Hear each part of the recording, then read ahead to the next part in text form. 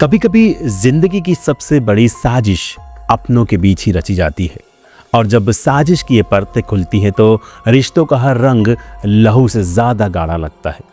इस कहानी की शुरुआत होती है गाजियाबाद के इंदिरापुरम इलाके से। तारीख थी 21 अगस्त 2023, समय शाम के करीब 6:30 बजे। पुलिस के कॉल आती है, एक लड़के ने अपने कमरे में खुद को फांसी लगा ली है। नाम था विशाल यादव, उम्र महज 26 साल। यूपीएससी की तैयारी कर रहा था, पढ़ाई में तेज और दिखने में शरीफ और संजीदा। कमरे में अकेला रहता था। परिवार गांव में था, कन्नौज में। पुलिस मौके पर पहुंचती है। दरवाज़ा अंदर से बंद था। उसे तोड़कर अंदर जाते हैं तो विशाल की बॉडी पंखे से लटकी हुई थी। पहली नज़र में लगता है कि ये सुसाइड है, मगर जो भी उस कमरे में गया उसकी आंखें कुछ और ही देख रही थी। विशाल की गर्दन पर फांसी के निशान तो थे, लेकिन जमीन पर खून के छींटे भी थे। कमरे में हर चीज़ बिखरी हुई थी। उसकी नाक से खून बह रहा था और फर्श पर कुछ उंगलियों के निशान थे, जैसे किसी ने उसे खींचा हो। लेकिन पुलिस ने केस को सुसाइड मानकर बॉडी पोस्टमार्टम के लिए भेज दी। अब जरा कहानी में आए विशाल की बहन पूजा यादव पर, जो दिल्ली में ही जॉब करती है। उन्हें जैसे ये खबर मिली वो तुरंत हॉस्पिटल पहुंची, लेकिन वहां पहुंचते ही जो मंजर उन्होंने देखा उसने उनकी आत्मा तक हिला दी। विशाल की बहन पूजा पुलिस से कहती, मेरा भाई कभी सुसाइड नहीं कर सकता। वो बहुत स्ट्रांग था, बहुत प्लान कर रहा था अपने भविष्य के लिए। उनके इस यकीन के पीछे वजह भी थी। विशाल ने मौत से महज एक दिन पहले अपनी बहन से 45 मिनट बात की थी। उसने कहा था, दीदी मैं जल्दी गांव आऊंगा, माँ को सरप्राइज दूंगा। वो खुश था, उत्साहित था। फिर अचानक सुसाइड। पूजा ने पुलिस को बताया कि विशाल ने कुछ समय पहले अपने रूममेट से दूरी बना ली थी।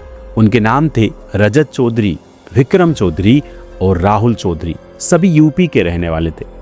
विशाल पहले इनके साथ ही एक फ्लैट में रहता था, लेकिन कुछ महीने पहले अलग कमरा उसने ले लिया था। इस पर पुलिस ने पूछा, क्यों? क्या कोई झगड़ा हुआ था? पूजा ने कहा, कुछ खास बताया नहीं था, लेकिन उसने कहा था कि वहाँ का माहौल सही नहीं है, मैं वहाँ अब नहीं रह सकता। अब पुलिस को भी शक होने लगा था कि मामला सीधा नहीं है। पुलिस ने विशाल की कॉल डिटेल रिकॉर्ड्स यानी कि CDR खंगालना शुरू की, और यहीं से कहानी का रुख मुड़ता है।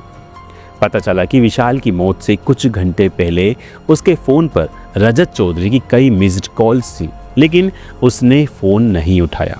और उसी दिन शाम करीब 5:30 बजे रजत, विक्रम और राहुल तीनों उसके कमरे में आए थे।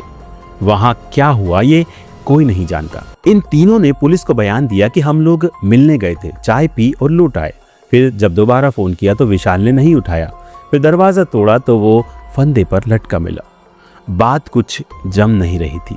विशाल के मोबाइल के आखिरी सर्च हिस्ट्री और कुछ रिकॉर्ड्स जो बाद में रिकवर हुई वो कुछ और ही बयान कर रही थी। मोबाइल के नोट सेक्शन में लिखा था, किससे लड़ूं जब अपने ही दुश्मन बन जाए तो इंसाफ कहाँ मिलेगा। अब कहानी में एक और कड़ी जुड़ती है, विशाल का बैंक अकाउंट। उसकी बहन ने बताया कि पिछले कुछ महीनों में विशाल ने कुछ बड़ी रकम ट्रांसफ़र की थी, वो भी रजत के खाते में। जब उससे पूछा गया तो उसने कहा रजत को कुछ पैसों की ज़रूरत थी, बाद में लौटा देगा, लेकिन पैसे लौटाए कभी नहीं गए।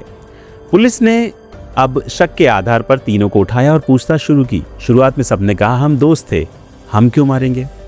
मगर दोस्ती की परतों के नीचे जो नफरत और लालच छुपा था वो धीरे धीरे बाहर आने लगा। CCTV फुटेज खंगाली गई, जिससे पता चला कि शाम 5:34 पर तीनों लड़के विशाल के कमरे में दाखिल हुए और 6:12 पर बाहर निकले। यानी 38 मिनट तक कमरे में क्या हुआ, ये अब तफ्तीश का असली सवाल बन गया था। कमरे में मिले कुछ बालों के सैंपल्स, फर्श पर खून की बूंदें और दीवार पर एक खरोज, हर चीज़ चीख चीख कर कह रही थी कि सुसाइड नहीं, मर्डर था।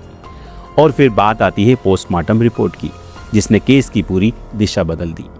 रिपोर्ट के मुताबिक विशाल की गर्दन पर फांसी के निशान तो थे, लेकिन ये निशान अधूरे थे, जैसे फंदा गले पर पूरा खींचा ही नहीं गया हो।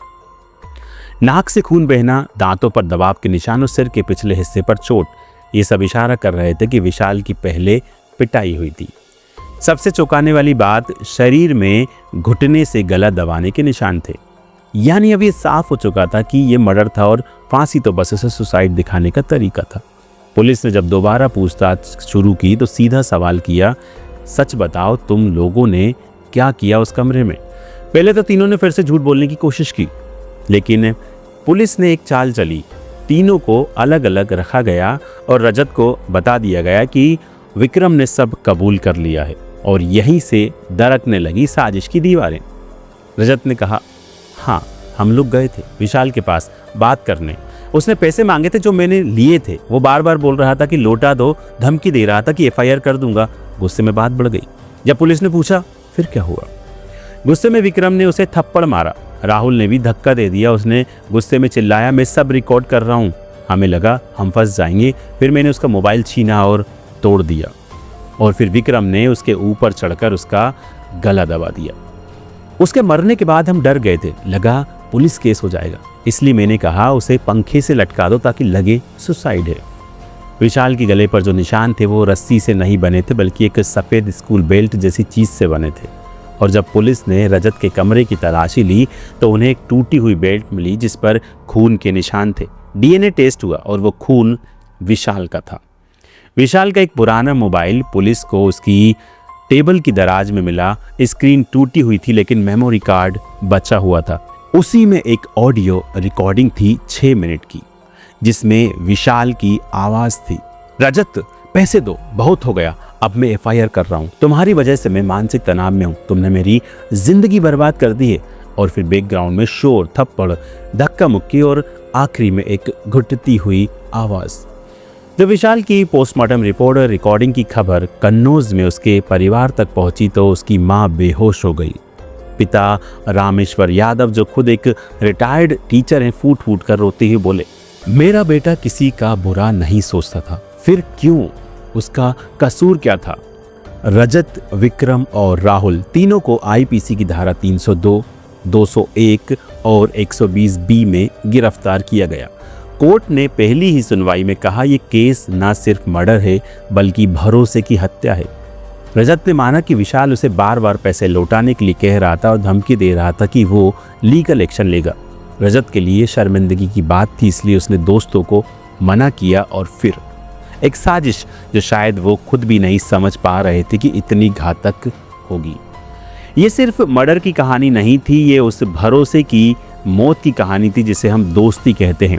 विशाल यादव आज नहीं है लेकिन उसकी चीखें अब भी सवाल करती है, क्या हम अपनों की पहचान करना भूल चुके हैं? क्या दोस्ती अब सिर्फ मतलब का सौदा रह गई है? इस सच्ची घटना से क्या सबक मिला? अपने आसपास के लोगों पर आंख मूंदकर भरोसा ना करें। आर्थिक लेन देन में स्पष्टता रखें। कोई आपको मानसिक रूप से परेशान कर रहा है तो तुरंत लिखित शिकायत करें और सबसे ज़रूरी, अगर किसी की मौत संदिग्ध लगे तो उसे सुसाइड मानकर चुप ना बैठें। इंसाफ के लिए आवाज़ उठाएं। दोस्तों, कैसी लगी आपको ये सच्ची क्राइम स्टोरी? कमेंट करके हमें ज़रूर बताएं। इस तरह की और भी ट्रू और सही सच्ची कहानी सुनने के लिए हमारे इस क्राइम चैनल को आप ज़रूर सब्सक्राइब करें। नमस्कार।